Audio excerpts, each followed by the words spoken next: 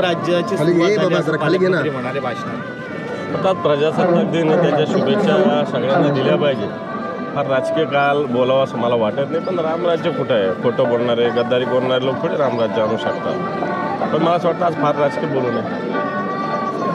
दुसरं असं आहे की आता मनोज जरांगे पाटील मराठा आरक्षणासाठी मुंबईच्या वेशीवर गेलेले आहेत आणि घडामोडी घडते. सरकारचा शिष्टमंडळ देखील त्यांना भेटीला गेलेला आहे. आज सरकारला खूप वेळ मनोज जरांगे पाटलांनी दिलेला आहे. सरकारचे प्रतिनिधींनी दोनदा त्यांच्या मनाप्रमाणे वेळ घेतलेला आणि तेवढा मनोज जरांगे पाटलांनी दिलेला आहे. सरकारने तोडगा काढावा. नुसत्या चर्चा, रिकाम्या चर्चा, सुक्या चर्चा करण्यात काही अर्थ नाही. मनोज जरांगे पाटलांच्या मागणीवर सरकारने लवकरात लवकर तोडगा काढावा.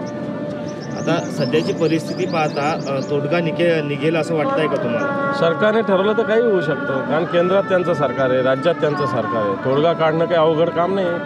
आणि छत्रपती शिवरायांची शपथ दसऱ्याच्या दिवशी माननीय मुख्यमंत्र्यांनी घेतलेली आहे. देवेंद्र फडणवीसांसुद्धा आमच्या हातात सत्ता दिली तर आम्ही 4 दिवसात रिझर्वेशन देऊ असं म्हटलेलं आहे.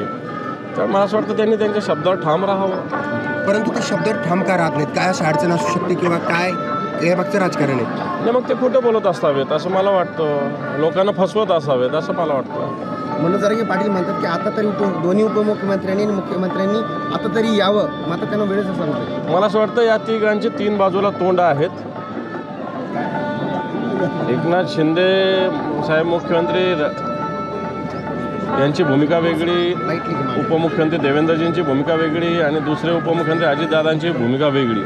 मात्र या संदर्भात तिघांचे तोंड 3 बाजूला दिसत आहेत आणि कोणालाही या प्रश्नावर तोडगा काढायचा नाही अशा प्रकारची स्थिती. मला वाटतं मराठा समाज याचं उत्तर निश्चित या सरकारला देईल.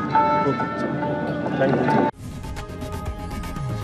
लोकशाही मराठी ऐका, पहा, जागरूक रहा.